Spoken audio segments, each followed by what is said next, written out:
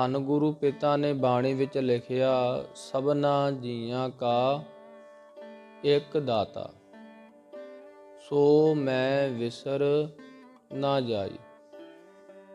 ਪਰਮੇਸ਼ਰ ਇੱਕੋ ਹੀ ਹੈ। ਵੇਦਾਂਤਾਂ ਦੇ ਵਿੱਚ ਵੀ ਲਿਖਿਆ ਆਪਾਂ ਸੁਣਿਆ ਹੈ, ਏਕੋ ਬ੍ਰਹਮ ਦੁਤੀਆ ਨਾਸਤ। ਜਿਹੜੇ ਵੇਦਾਂਤ ਹਨ ਸਨਾਤਨ ਹਿੰਦੂ ਧਰਮ ਦੇ, ਉਹ ਵੀ ਮੰਨਦੇ ਹਨ ਕਿ ਬ੍ਰਹਮ ਇੱਕੋ ਹੀ ਹੈ। ਬ੍ਰਹਮ ਜੋ ਸਾਰਿਆਂ ਨਾਲੋਂ ਵੱਡਾ ਹੈ, ਸਾਰਿਆਂ ਨਾਲੋਂ, ਜਿਹਦੇ ਵਰਗਾ ਕੋਈ ਵੀ ਨਹੀਂ, ਜੋ ਸਾਡੇ ਵਰਗਾ ਨਹੀਂ ਹੈ। ਉਹ ਬ੍ਰਹਮ ਇੱਕੋ ਹੀ ਹੈ, ਨਿਰਲੇਪ ਹੈ, ਹਰ ਇੱਕ ਪਾਸੇ ਤੋਂ ਨਿਰਲੇਪ ਹੈ। ਇਸ ਕਰਕੇ ਵੇਦਾਂਤ ਵੀ ਇਹੀ ਆਖਦੇ ਹਨ, ਵੇਦਾਂਤ ਤੇ ਭਗਵਤ ਗੀਤਾ ਵੀ ਆਖਦੀ ਹੈ, ਸ਼੍ਰੀ ਗੁਰੂ ਗ੍ਰੰਥ ਸਾਹਿਬ ਜੀ ਵੀ ਇਹੀ ਆਖਦੇ ਹਨ। ਗੁਰੂ ਪਾਤਸ਼ਾਹ ਨੇ ਤੇ ਥਾਂ ਥਾਂ ਤੇ ਲਿਖਿਆ ਏ, ਥਾਂ ਥਾਂ ਦੇ ਉੱਪਰ, ਕਿ ਈਸ਼ਵਰ ਬ੍ਰਹਮ ਵਾਹਿਗੁਰੂ ਇੱਕੋ ਹੀ ਹੈ। ਸ਼੍ਰੀ ਕ੍ਰਿਸ਼ਨ ਨੇ ਵੀ ਭਗਵਤ ਗੀਤਾ ਦੇ ਵਿੱਚ ਲਿਖਿਆ, ਈਸ਼ਵਰਾ ਸਰਬ ਭੂਤਾਨਾ। ਈਸ਼ਵਰ ਇੱਕੋ ਹੀ ਹੈ, ਬ੍ਰਹਮ, ਈਸ਼ਵਰਾ ਸਰਬ ਭੂਤਾਨਾ। ਈਸ਼ਵਰ ਵਰਗਾ, ਬ੍ਰਹਮ ਵਰਗਾ ਹੋਰ ਕੋਈ ਵੀ ਨਹੀਂ, ਦੂਜਾ ਨਹੀਂ ਉਹਦੇ ਵਰਗਾ।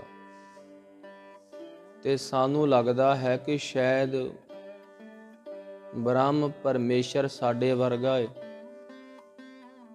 ਇਸ ਲਈ ਵੇਦਾਂਤਾਂ ਨੇ ਵੀ, ਸ਼੍ਰੀ ਗੁਰੂ ਗ੍ਰੰਥ ਸਾਹਿਬ ਜੀ ਨੇ ਵੀ ਸਾਨੂੰ ਸਮਝਾਇਆ, ਜੇ ਤੁਸੀਂ ਉਸ ਬ੍ਰਹਮ ਦੀ ਉਪਾਸਨਾ ਕਰਦੇ ਹੋ, ਜੇ ਸੱਚ ਮੁੱਚ ਹੀ ਤੁਸੀਂ ਉਸ ਬ੍ਰਹਮ ਤੱਕ ਜਾਣਾ ਚਾਹੁੰਦੇ ਹੋ, ਜੇ ਤੁਸੀਂ ਉਸ ਬ੍ਰਹਮ ਦਾ ਗਿਆਨ ਲੈਣਾ ਚਾਹੁੰਦੇ ਹੋ, ਬ੍ਰਹਮ ਗਿਆਨੀ ਬਣਨਾ ਚਾਹੁੰਦੇ ਹੋ,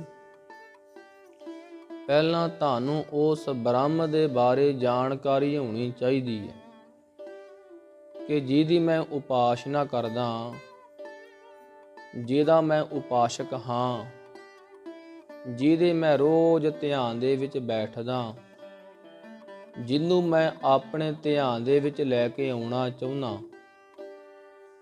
ਜਿਹਦੇ ਤੱਕ ਮੈਂ ਆਪਣੀ ਪਹੁੰਚ ਕਰਨੀ ਆ, ਜੋ ਸਰਬ ਪ੍ਰਤਪਾਲਕ ਹੈ, ਸਮੁੱਚੀ ਕਾਇਨਾਤ, ਕੁੱਲ ਆਲਮ ਦਾ ਜੋ ਇੱਕੋ ਮਾਲਕ ਹੈ, ਜਿਹਦੇ ਵਰਗਾ ਹੋਰ ਕੋਈ ਵੀ ਨਹੀਂ,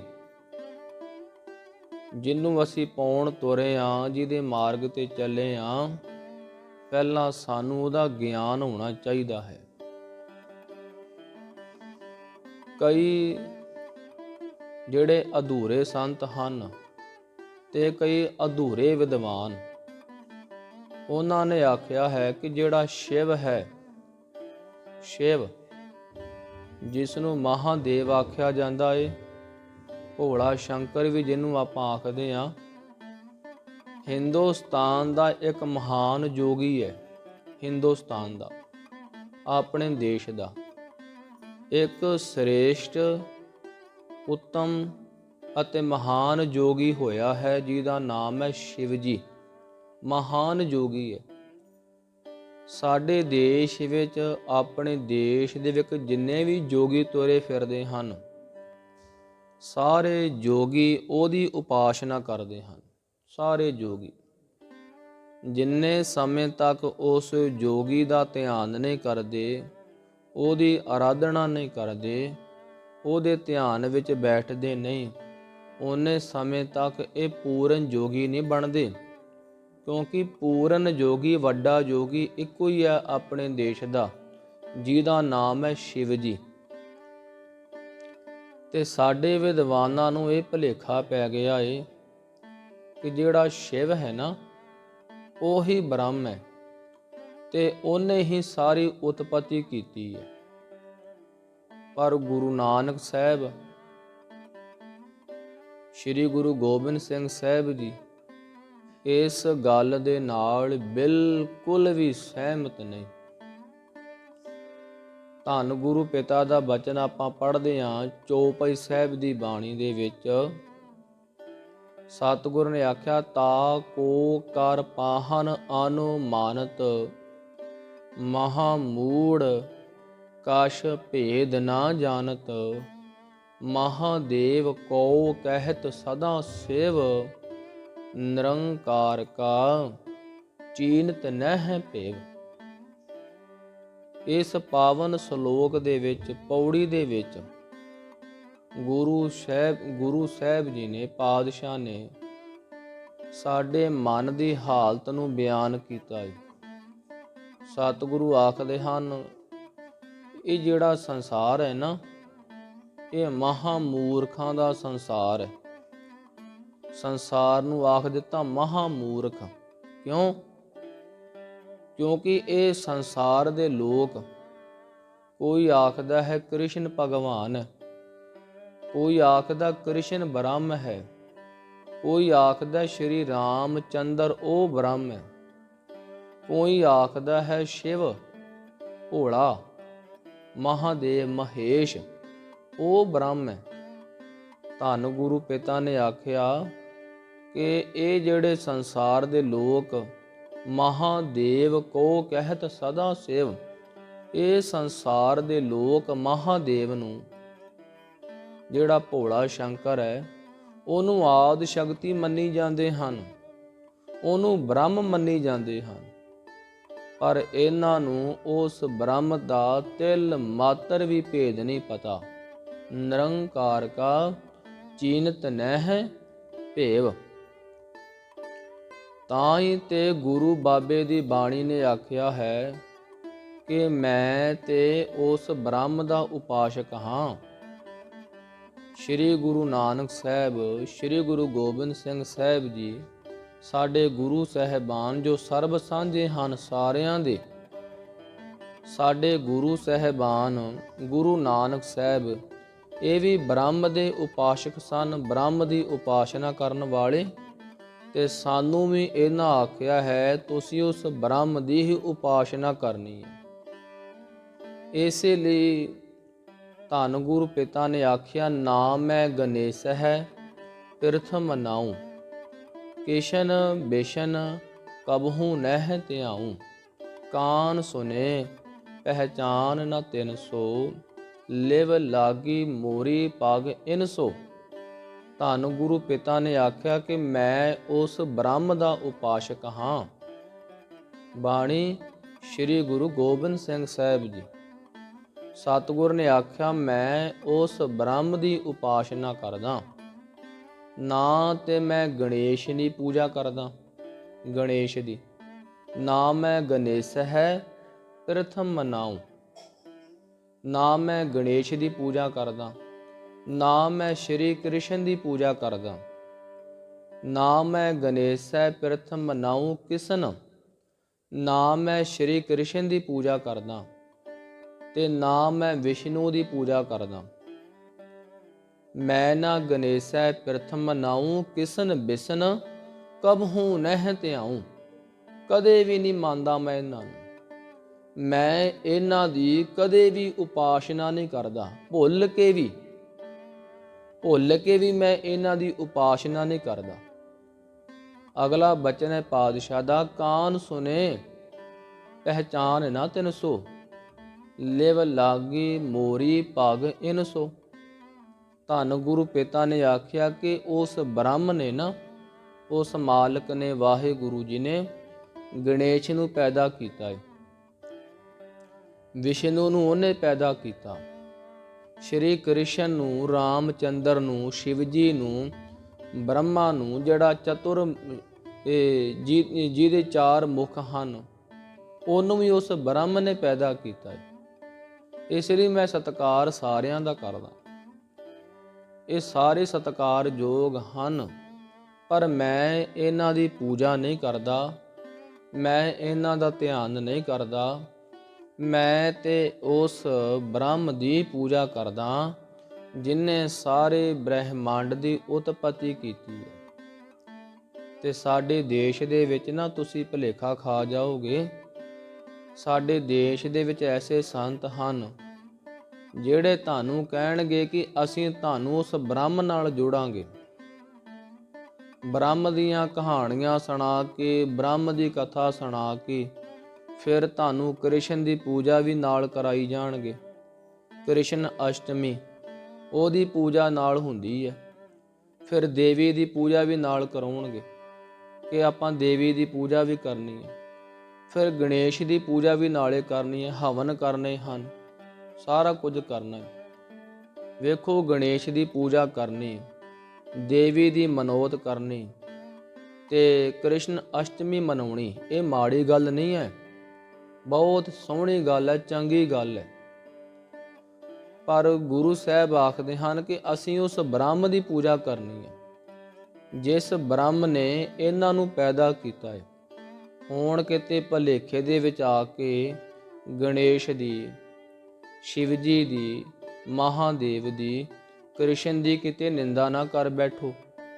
ਗੁਰੂ ਸਾਹਿਬ ਨੇ ਆਖਿਆ ਇਹਨਾਂ ਦੀ ਨਿੰਦਿਆ ਨਹੀਂ ਕਰਨੀ ਕਦੇ ਵੀ, ਕਿਉਂਕਿ ਉਸ ਬ੍ਰਹਮ ਦੇ ਇਹ ਬੱਚੇ ਹਨ। ਬ੍ਰਹਮ ਨੇ, ਉਸ ਵਾਹਿਗੁਰੂ ਜੀ ਨੇ ਇਹਨਾਂ ਨੂੰ ਪੈਦਾ ਕੀਤਾ ਹੈ ਕਿ ਸੰਸਾਰ ਦਾ ਭਲਾ ਕਰੋ। ਸੰਸਾਰ ਦੇ ਭਲੇ ਵਾਸਤੇ ਇਹ ਅਵਤਾਰੀ ਪੁਰਸ਼ ਕ੍ਰਿਸ਼ਨ, ਮਹਾਦੇਵ, ਸ਼ਿਵ ਜੀ, ਦੇਵੀ, ਗਣੇਸ਼, ਇਹ ਸਾਰੇ ਸਾਡੇ ਵਿੱਚ ਇਸੇ ਕਰਕੇ ਆਏ। ਇਹਨਾਂ ਨੇ ਸਮੇਂ-ਸਮੇਂ ਤੇ ਆ ਕੇ ਸੰਸਾਰ ਨੂੰ ਉਸ ਬ੍ਰਹਮ ਨਾਲ ਜੋੜਿਆ। ਤੁਸੀਂ ਸ਼੍ਰੀ ਕ੍ਰਿਸ਼ਨ ਦੀ ਭਗਵਤ ਗੀਤਾ ਪੜ੍ਹ ਕੇ ਵੇਖ ਲਓ, ਉਹਦੇ ਵਿੱਚ ਸ਼੍ਰੀ ਕ੍ਰਿਸ਼ਨ ਨੇ ਅਰਜਨ ਨੂੰ ਉਪਦੇਸ਼ ਦਿੱਤਾ ਹੈ ਕਿ ਮੈਂ ਬ੍ਰਹਮ ਨਹੀਂ ਹਾਂ, ਪਰ ਮੈਂ ਬ੍ਰਹਮ ਵੀ ਹਾਂ। ਦੋ ਗੱਲਾਂ। ਉਹਨੇ ਆਖਿਆ ਮੈਂ ਉਸ ਈਸ਼ਵਰ ਦਾ ਸਰੂਪ ਹਾਂ, ਪਰ ਮੇਰੇ ਅੰਦਰ ਬ੍ਰਹਮ ਬੈਠਾ ਹੈ। ਤੇ ਜੇ ਤੁਸੀਂ ਉਸ ਬ੍ਰਹਮ ਨੂੰ ਪਾਉਣਾ ਚਾਹੁੰਦੇ ਹੋ, ਫਿਰ ਤੁਹਾਨੂੰ ਬ੍ਰਹਮ ਦੇ ਵਿੱਚ ਹੀ ਧਿਆਨ ਲਾਉਣਾ ਪਵੇਗਾ, ਬ੍ਰਹਮ ਜੋ ਸਾਡੇ ਵਰਗਾ ਨਹੀਂ। ਇਸ ਲਈ ਧੰਨ ਗੁਰੂ ਪਿਤਾ ਨੇ ਆਖਿਆ ਕਿ ਬ੍ਰਹਮ ਇੱਕੋ ਹੀ ਹੈ। ਬ੍ਰਹਮ ਦਾ ਭੇਦ ਆਪਾਂ ਕੱਲ੍ਹ ਵੀ ਸੁਣਿਆ ਸੀ। ਬ੍ਰਹਮ ਦੇ ਉੱਪਰ ਜਿੰਨੀ ਮਰਜ਼ੀ ਕਥਾ ਕਰੀ ਜਾਓ, ਪਰਮੇਸ਼ਰ ਦੇ ਉੱਪਰ ਗੁਰੂ ਨਾਨਕ ਸਾਹਿਬ ਨੇ ਸਾਨੂੰ ਐਡਾ ਵੱਡਾ ਖਜ਼ਾਨਾ ਦਿੱਤਾ ਹੈ। ਭਾਵੇਂ 1 ਮਹੀਨਾ, 1 ਸਾਲ, 2 ਸਾਲ, 10 ਸਾਲ ਤੁਸੀਂ ਓੰਕਾਰ ਉੱਪਰ ਕਥਾ ਕਰੀ ਜਾਓ, ਇਹ ਕਥਾ ਕਦੇ ਸਮਾਪਤ ਨਹੀਂ ਹੋਵੇਗੀ, ਕਿਉਂਕਿ ਹੈ ਹੀ ਵੱਡਾ, ਬ੍ਰਹਮ ਵੱਡਾ ਹੈ। ਕੱਲ ਆਪਾਂ ਸੁਣਿਆ ਸੀ ਕਿ ਜੋ ਬ੍ਰਹਮ ਹੈ ਦੇਸ਼, ਕਾਲ, ਵਸਤੂ ਤੋਂ ਨਿਰਲੇਪ ਹੈ। ਇਹ ਕੱਲ ਸੁਣਿਆ ਸੀ। ਸਾਡੇ ਵਰਗਾ ਨਹੀਂ ਹੈ ਬ੍ਰਹਮ। ਅਸੀਂ ਉਹਨੂੰ ਆਪਣੇ ਵਰਗਾ ਜ਼ਰੂਰ ਸਮਝਦੇ ਹਾਂ, ਪਰ ਸਾਡੇ ਵਰਗਾ ਨਹੀਂ। ਬ੍ਰਹਮ ਜਿਹੜਾ ਹੈ ਉਹ ਸਜਾਤੀ, ਵਜਾਤੀ, ਸਵੈਗਤ ਭੇਦ, 3 ਭੇਦ ਕੱਲ ਸੁਣੇ ਸੀ, 3 ਭੇਦ ਅੱਜ ਸੁਣਾਂਗੇ। ਗੁਰੂ ਪਾਤਸ਼ਾਹ ਨੇ ਆਖਿਆ ਬਾਣੀ ਦੇ ਵਿੱਚ ਕਿ ਬ੍ਰਹਮ ਵਰਗਾ ਹੋਰ ਕੋਈ ਵੀ ਨਹੀਂ ਹੈ, ਬ੍ਰਹਮ ਇੱਕ ਹੈ। ਬਚਨ ਹੈ ਗੁਰੂ ਸਾਹਿਬ ਦਾ, ਇੱਕ ਓੰਕਾਰ ਸਤਿਗੁਰ ਪ੍ਰਸਾਦ। ਬ੍ਰਹਮ ਵਾਹਿਗੁਰੂ ਓੰਕਾਰ ਇੱਕ ਹੈ। ਦੇਸ਼, ਕਾਲ, ਵਸਤੂ ਤੋਂ ਨਿਰਲੇਪ ਹੈ ਤੇ ਸਜਾਤੀ, ਵਜਾਤੀ, ਸਵੈਗਤ ਭੇਦ ਤੋਂ ਵੀ ਨਿਰਲੇਪ ਹੈ। ਸਜਾਤੀ ਆਖਦੇ ਹਨ ਜਿਸ ਤਰ੍ਹਾਂ ਅਸੀਂ ਆਪਣੀਆਂ ਜਾਤੀਆਂ ਬਣਾ ਲਈਆਂ, ਅਸੀਂ ਆਪੋ ਆਪਣੀਆਂ ਜਾਤੀਆਂ ਬਣਾ ਕੇ ਬੈਠੇ ਹਾਂ। ਮਨੁੱਖਾਂ ਨੇ ਆਪੋ ਆਪਣੀਆਂ ਜਾਤੀਆਂ ਬਣਾ ਲਈਆਂ, ਆਪੋ ਆਪਣੇ ਧਰਮ ਇਹਨਾਂ ਨੇ ਬਣਾ ਲਏ। ਫਿਰ ਇਹਨਾਂ ਨੇ ਆਪੋ ਆਪਣੇ ਧਰਮ ਬਣਾਏ, ਫਿਰ ਧਰਮ ਦੇ ਵਿੱਚ ਵੀ ਇਹਨਾਂ ਨੇ ਵਖਰੇਵੇਂ ਪਾ ਲਏ। ਇਹਨਾਂ ਨੇ ਆਖ ਦਿੱਤਾ ਕਿ ਆਹ ਗੁਰਦੁਆਰਾ ਫਲਾਨੀ ਜਾਤ ਦਾ, ਆਹ ਗੁਰਦੁਆਰਾ ਫਲਾਨੀ ਜਾਤ ਦਾ, ਆਹ ਮੰਦਰ ਫਲਾਨੀ ਜਾਤ ਦਾ ਹੈ, ਆਹ ਮੰਦਰ ਫਲਾਨੀ ਜਾਤ ਦਾ। ਮਨੁੱਖ ਨੇ ਇਹਦੇ ਵਿੱਚ ਵੀ ਵਖਰੇਵੇਂ ਪਾ ਲਏ। ਫਿਰ ਮਨੁੱਖ ਨੇ ਉਸ ਰੱਬ ਨੂੰ ਵੀ ਵੰਡ ਲਿਆ, ਉਹਦੇ ਵਿੱਚ ਵੀ ਇਹਨੇ ਵਿਤਕਰਾ ਖੜਾ ਕਰ ਦਿੱਤਾ। ਮਨੁੱਖ ਆਖਦਾ ਹੈ, ਹਿੰਦੂ ਆਖਦਾ ਮੇਰਾ ਰਾਮ ਹੈ, ਮੁਸਲਮਾਨ ਆਖਦਾ ਮੇਰਾ ਅੱਲਾ ਹੈ, ਮੁਸਲਮਾਨ ਆਖਦਾ ਮੈਂ ਰਾਮ ਨਹੀਂ ਕਹਿਣਾ, ਤੇ ਹਿੰਦੂ ਆਖਦਾ ਮੈਂ ਅੱਲਾਹ ਤਾਲਾ ਨਹੀਂ ਕਹਿਣਾ, ਸਿੱਖ ਆਖਦਾ ਹੈ ਕਿ ਨਾ ਮੈਂ ਰਾਮ ਕਹਿਣਾ ਏ, ਨਾ ਮੈਂ ਅੱਲਾਹ ਤਾਲਾ ਕਹਿਣਾ ਏ, ਨਾ ਮੈਂ ਖੁਦਾ ਕਹਿਣਾ ਏ, ਮੈਂ ਤੇ ਵਾਹਿਗੁਰੂ ਕਹਿਣਾ ਏ। ਤੇ ਹੁਣ ਇੱਕ ਨਵੀਂ ਆਈ ਹੈ ਪਾਰਟੀ, ਨਵੀਂ ਪਾਰਟੀ ਆਈ ਹੈ ਈਸਾਈ ਮਤ। ਵੈਸੇ ਇਹ ਧਰਮ ਬੜਾ ਪੁਰਾਣਾ ਹੈ, ਬਹੁਤ ਸਨਾਤਨ ਧਰਮ ਹੈ, ਪਰ ਆਪਣੇ ਦੇਸ਼ ਦੇ ਵਿੱਚ ਨਵੇਂ ਆਏ ਹਨ। ਇਹਨਾਂ ਨੇ ਸਾਰਾ ਕੁਝ ਵੱਖਰਾ ਕਰ ਲਿਆ। ਇਹ ਆਖਣ ਲੱਗੇ ਨਾ ਅਸੀਂ ਵਾਹਿਗੁਰੂ ਕਹਿਣਾ ਹੈ, ਨਾ ਅਸੀਂ ਅੱਲਾਹ ਤਾਲਾ ਕਹਿਣਾ ਹੈ, ਨਾ ਅਸੀਂ ਰਾਮ ਕਹਿਣਾ ਹੈ, ਅਸੀਂ ਤੇ ਗੋਡ ਕਹਿਣਾ ਹੈ, ਕਿਉਂਕਿ ਉਹ ਵੱਖਰਾ ਹੈ ਸਾਰਿਆਂ ਨਾਲ। ਇਸ ਲਈ ਮਨੁੱਖਾਂ ਨੇ ਸਾਰੇ ਭੇਦ ਪਾਏ ਹਨ। ਤੁਸੀਂ ਧਾਰਮਿਕ ਗ੍ਰੰਥ ਕੋਈ ਵੀ ਪੜ੍ਹ ਕੇ ਵੇਖੋ, ਕੋਈ ਵੀ ਧਾਰਮਿਕ ਗ੍ਰੰਥ ਪੜ੍ਹ ਕੇ ਵੇਖੋ, ਭਾਵੇਂ ਹੋਲ ਬਾਈਬਲ ਹੈ, ਹੋਲ ਬਾਈਬਲ, ਕੁਰਾਨ ਸ਼ਰੀਫ, ਭਗਵਤ ਗੀਤਾ, ਵੇਦਾਂਤ, ਸ੍ਰੀ ਗੁਰੂ ਗ੍ਰੰਥ ਸਾਹਿਬ ਜੀ, ਜਦੋਂ ਤੁਸੀਂ ਇਹਨਾਂ ਧਾਰਮਿਕ ਗ੍ਰੰਥਾਂ ਨੂੰ ਪੜ੍ਹੋਗੇ ਨਾ, ਇਹਨਾਂ ਵਿੱਚ ਲਿਖਿਆ ਹੈ ਕਿ ਪਰਮੇਸ਼ਰ ਇੱਕੋ ਹੀ ਹੈ, ਉਹ ਵੱਖੋ ਵੱਖਰਾ ਨਹੀਂ ਹੈ, ਇੱਕੋ ਹੀ ਹੈ ਪਰਮੇਸ਼ਰ। ਜਿਸ ਤਰ੍ਹਾਂ ਇੱਕ ਬੱਚਾ ਨਹੀਂ ਹੈ ਤੇ ਬੱਚੇ ਦਾ ਨਾਮ ਆਪਾਂ ਵੱਖੋ ਵੱਖਰਾ ਰੱਖ ਦਿੰਦੇ ਹਾਂ। ਜਦੋਂ ਕਿਸੇ ਘਰ ਦੇ ਵਿੱਚ ਬੱਚਾ ਪੈਦਾ ਹੁੰਦਾ ਹੈ, ਦਾਦੀ ਆਖਦੀ ਹੈ ਨਹੀਂ ਇਹ ਮੇਰਾ ਆ ਹੈ, ਦਾਦਾ ਆਖਦਾ ਨਹੀਂ ਮੇਰਾ ਆ ਹੈ। ਉਹ ਪ੍ਰੇਮ ਦੇ ਵਿੱਚ ਆ ਕੇ, ਮੋਹ ਦੇ ਵਿੱਚ ਆ ਕੇ ਸਾਰਿਆਂ ਨੇ ਆਪੋ ਆਪਣੇ ਨਾਮ ਰੱਖ ਲਏ। ਸਾਰਿਆਂ ਨੇ, ਹਿੰਦੂ ਅਵਤਾਰਾਂ ਨੇ ਕਹਿ ਦਿੱਤਾ ਰਾਮ ਹੈ, ਮੁਸਲਮਾਨ ਅਵਤਾਰਾਂ ਨੇ ਕਹਿ ਦਿੱਤਾ ਅੱਲਾਹ ਹੈ, ਭਗਤ ਨਾਮਦੇਵ ਜੀ ਨੇ ਕਹਿ ਦਿੱਤਾ ਬੀਠਲ ਹੈ, ਬੀਠਲ। ਕਿਸੇ ਨੇ ਗੋਬਿੰਦ ਕਹਿ ਦਿੱਤਾ, ਕਿਸੇ ਨੇ ਗੋਪਾਲ ਕਹਿ ਦਿੱਤਾ, ਕਿਸੇ ਨੇ ਵਾਹਿਗੁਰੂ ਕਹਿ ਦਿੱਤਾ। ਇਹ ਪ੍ਰੇਮ ਦੇ ਵਿੱਚ ਆ ਕੇ ਇਹਨਾਂ ਨੇ ਨਾਮ ਰੱਖੇ ਸਨ। ਕਿਸੇ ਨੇ ਆਖ ਦਿੱਤਾ ਉਹ ਗੋਡ ਹੈ। ਪ੍ਰੇਮ ਦੇ ਵਿੱਚ ਆ ਕੇ ਅਵਤਾਰੀ ਪੁਰਸ਼ਾਂ ਨੇ ਨਾਮ ਰੱਖੇ ਸੀ, ਤੇ ਗਾੜੀ ਜਦੋਂ ਜ਼ਿੰਮੇਵਾਰੀ ਸਾਡੇ ਕੋਲ ਆ ਗਈ ਮਨੁੱਖਾਂ ਦੇ ਕੋਲ, ਇਹਨਾਂ ਨੇ ਆ ਕੇ ਗਾੜੀ ਵੰਡੀਆਂ ਪਾ ਲਈਆਂ, ਵਿਤਕਰੇ ਪਾ ਦਿੱਤੇ। ਇਸ ਲਈ ਬ੍ਰਹਮ ਸਾਡੇ ਵਰਗਾ ਨਹੀਂ, ਸਜਾਤੀ ਹੈ। ਮਾਫ ਕਰਿਓ, ਸਜਾਤੀ ਨਹੀਂ ਹੈ ਬ੍ਰਹਮ।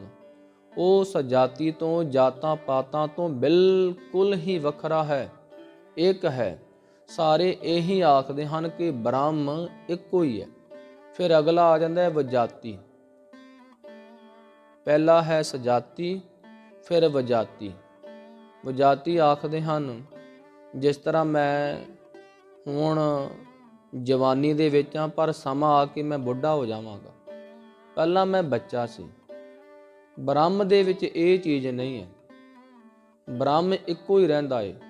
ਬ੍ਰਹਮ ਨਾ ਤੇ ਕਦੇ ਬੱਚਾ ਸੀ, ਤੇ ਨਾ ਬ੍ਰਹਮ ਕਦੇ ਜਵਾਨ ਹੋਵੇਗਾ, ਤੇ ਨਾ ਬ੍ਰਹਮ ਕਦੇ ਬੁੱਢਾ ਹੁੰਦਾ ਹੈ। ਬ੍ਰਹਮ ਦੀ ਅਵਸਥਾ ਇੱਕੋ ਰਹਿੰਦੀ ਹੈ। ਬ੍ਰਹਮ ਦੇ ਵਿੱਚ ਕੋਈ ਚੇਂਜਿੰਗ ਨਹੀਂ ਹੁੰਦੀ, ਕੋਈ ਬਦਲਾਅ ਨਹੀਂ ਹੁੰਦਾ ਬ੍ਰਹਮ ਦੇ ਵਿੱਚ। ਦੂਜੀ ਗੱਲ ਇਹ, ਬ੍ਰਹਮ ਇੱਕੋ ਹੀ ਹੈ, ਉਹਦੀ ਗੱਦੀ ਨਹੀਂ ਬਦਲਦੀ। ਜਿਸ ਤਰ੍ਹਾਂ ਇਸ ਸੰਸਾਰ ਉੱਪਰ ਜਿੰਨੇ ਵੀ ਸਾਧੂ ਹੁੰਦੇ ਹਨ, ਸਾਰੇ ਸਾਧੂ ਆਪੋ ਆਪਣੀਆਂ ਗੱਦੀਆਂ ਬਦਲਦੇ ਹਨ। ਪਹਿਲਾਂ ਸਾਧੂ ਹੋਰ ਆਇਆ, ਉਹ ਸਾਧੂ ਅਕਾਲ ਚਲਾਣਾ ਕਰ ਗਿਆ, ਉਹਦੇ ਪਿੱਛੋਂ ਦੂਜਾ ਸਾਧੂ ਆ ਗਿਆ, ਉਹਦੇ ਪਿੱਛੋਂ ਤੀਜਾ ਆਇਆ, ਚੌਥਾ ਆਇਆ, ਪੰਜਵਾਂ ਆਇਆ। ਇਸ ਤਰ੍ਹਾਂ ਬ੍ਰਹਮ ਦੇ ਵਿੱਚ ਇਹ ਚੀਜ਼ਾਂ ਨਹੀਂ ਹੈ। ਬ੍ਰਹਮ ਇੱਕੋ ਹੀ ਰਹਿੰਦਾ ਹੈ, ਸਦਾ ਨਵਾਂ ਰਹਿੰਦਾ ਹੈ। ਬ੍ਰਹਮ ਕਦੇ ਪੁਰਾਣਾ ਵੀ ਨਹੀਂ ਹੁੰਦਾ। ਸੰਸਾਰ ਵਿੱਚ ਐਸੀਆਂ ਵਸਤੂਆਂ ਹਨ ਜੋ ਸਮਾਂ ਪਾ ਕੇ ਖਰਾਬ ਹੋ ਜਾਂਦੀਆਂ ਹਨ, ਪੁਰਾਣੀਆਂ ਹੋ ਜਾਂਦੀਆਂ ਹਨ। ਆਪਾਂ ਉਹਨਾਂ ਨੂੰ ਇੱਕ ਖੁੱਡੇ ਲਾ ਦਿੰਦੇ ਹਾਂ, ਨਵੀਆਂ ਲੈ ਕੇ ਆ ਜਾਂਦੇ। ਬ੍ਰਹਮ ਇਸ ਤਰ੍ਹਾਂ ਦਾ ਨਹੀਂ। ਗੁਰੂ ਨੇ ਆਖਿਆ ਹੈ, ਸਾਹਿਬ ਮੇਰਾ ਨੀਤ ਨਵਾਂ, ਸਦਾ ਸਦਾ ਦਾ ਧਾਰ। ਜੋ ਬ੍ਰਹਮ ਹੈ ਉਹ ਸਦਾ ਹੀ ਨਵੀਨ ਰਹਿੰਦਾ ਹੈ। ਬ੍ਰਹਮ ਕਦੇ ਵੀ ਪੁਰਾਣਾ ਨਹੀਂ ਹੁੰਦਾ। ਇਸ ਲਈ ਵਜਾਤੀ, ਪਹਿਲਾ ਸੀ ਸਜਾਤੀ, ਦੂਜਾ ਸੀ ਵਜਾਤੀ। ਬ੍ਰਹਮ ਦੇ ਵਿੱਚ ਇਹ ਵੀ ਚੀਜ਼ ਨਹੀਂ ਹੈ। ਬ੍ਰਹਮ ਨਿਰਲੇਪ ਹੈ ਸਾਰਿਆਂ ਨਾਲ, ਸਾਰਿਆਂ ਨਾਲੋਂ ਨਿਰਲੇਪ। ਸਜਾਤੀ ਵੀ ਨਹੀਂ ਹੈ, ਵਜਾਤੀ ਵੀ ਨਹੀਂ ਹੈ, ਇਹ ਚੀਜ਼ਾਂ ਉਹਦੇ ਵਿੱਚ ਨਹੀਂ। ਫਿਰ ਆ ਜਾਂਦਾ ਸਵੈਗਤ ਭੇਦ। ਸਵੈਗਤ ਭੇਦ ਆਖਦੇ ਹਨ, ਜਿਸ ਤਰ੍ਹਾਂ ਆਪਾਂ ਬੀਜ ਬੀਜਿਆ, ਬੀਜ ਦੇ ਵਿੱਚੋਂ ਰੁੱਖ ਨਿਕਲਿਆ, ਉਹਨੂੰ ਫਿਰ ਟਾਹਣੀਆਂ ਲੱਗੀਆਂ, ਇਹ ਪੱਤੇ ਲੱਗੇ, ਫਿਰ ਉਹਨੂੰ ਫੁੱਲ ਲੱਗਾ, ਫਿਰ ਕਿਤੇ ਜਾ ਕੇ ਫਲ ਲੱਗਾ। ਜਾਂ ਪਰ ਆਪਾਂ ਇਸ ਤਰ੍ਹਾਂ ਸਮਝੀਏ, ਹੁਣ ਇੱਕ ਬੱਚੇ ਦਾ ਜਨਮ ਹੋਇਆ ਤੇ ਬੱਚੇ ਨੂੰ ਪੈਦਾ ਕੀਤਾ ਮਾਂ ਨੇ ਪੈਦਾ ਕੀਤਾ। ਬ੍ਰਹਮ ਨੂੰ ਕਿਸੇ ਨੇ ਪੈਦਾ ਨਹੀਂ ਕੀਤਾ, ਬ੍ਰਹਮ ਨੂੰ ਕੋਈ ਬਣਾ ਹੀ ਨਹੀਂ ਸਕਦਾ। ਬ੍ਰਹਮ ਆਪਣੇ ਆਪ ਤੋਂ ਹੀ ਹੋਇਆ ਹੈ, ਸਵੈਗਤ ਭੇਜ ਤੋਂ ਇੱਕਦਮ ਨਿਰਲੇਪ ਹੈ, ਇੱਕਦਮ ਨਿਰਲੇਪ। ਗੁਰੂ ਪਾਤਸ਼ਾਹ ਨੇ ਆਖਿਆ, ਥਾਪਿਆ ਨਾ ਜਾਏ, ਕੀਤਾ ਨਾ ਹੋਏ, ਆਪੇ ਆਪ ਨਿਰੰਜਨ ਸੋਏ। ਇਸ ਲਈ ਇਹ 6 ਭੇਦ ਆਪਾਂ ਬ੍ਰਹਮ ਦੇ ਸਰਵਣ ਕੀਤੇ ਹਨ। ਪਹਿਲਾ ਸਜਾਤੀ ਵਿਜਾਤੀ ਸਵੈਗਤ ਭੇਦ, 3 ਇਹ ਹੋ ਗਏ। ਚੌਥਾ ਦੇਸ਼, 5ਵਾਂ ਕਾਲ ਤੇ 6ਵਾਂ ਵਸਤੂ।